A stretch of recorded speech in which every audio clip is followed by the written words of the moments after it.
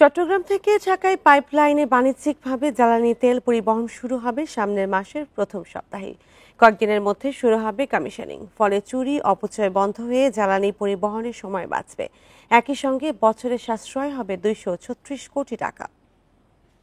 Bundle থাকলে প্রতি সেনমানিতে টাকা বাঁচবে। বিকাশ সেনমানি বান্ডেল কিনে জিতুন প্রতি লেনদেনে।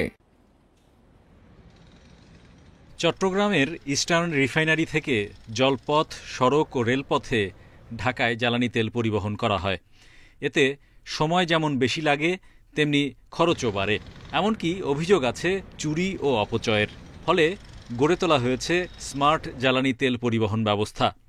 চট্টগ্রামের পতেঙ্গা থেকে নারায়ণগঞ্জের ফতুল্লা পর্যন্ত বসানো হয়েছে পাইপলাইন। প্রায় ২৫০ কিলোমিটার পাইপলাইন বসাতে খরচ হয়েছে প্রায় ৩,৭০০ কোটি টাকা। এরই মধ্যে পাইপলাইনে ২.৫ কোটি লিটার জ্বালানি তেল পাম্প করা হয়েছে। পুরো প্রকল্পের কয়েকটি স্টেশন, স্ক্যাডা ও পিএলসি সিস্টেমের কারিগরি পরীক্ষার মাধ্যমে চলছে প্রি কমিশনিং। ফাইন টিউনিংটা হয়ে গেলে আর্মি ওনারা যারা এটা করছেন ওনারা দে উইল গো ফর মানে আপনার কমিশনিং, মানে এটা ফর্মাল অংশ। কমিশনিং হয়তো 7 দিন ব্যাপী ওনারা এটা পরিচালনা করবেন, without any interruption, without any disturbance.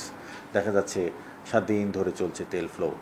তখন আমরা বুঝবো যে হ্যাঁ, শতভাগ আমরা রিসিভ করার পর্যায়ে আছি। বিপিসি চেয়ারম্যান বলছেন, পাইপলাইনের তেল পরিবহন ব্যবস্থা পরিচালনা করবে পেট্রোলিয়াম ট্রান্সপোর্টেশন কোম্পানি। ত্রুটি মোকাবিলায় 1 বছর দায়বদ্ধ থাকবে সেনাবাহিনীর ঠিকাদার প্রতিষ্ঠানটি। ওনাদের কমিশনিংটা শেষ হলে আমরা কমার্শিয়াল, এই মাসের শেষে আমরা প্রস্তুত আছি।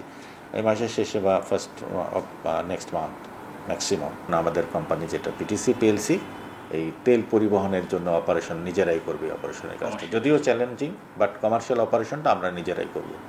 বছরে ২৭ থেকে ৩০ লাখ টন ডিজেল পরিবহন করা যাবে পাইপলাইনে।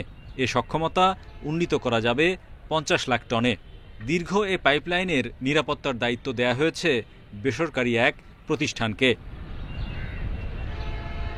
Hari Saha, independent news, Dhaka.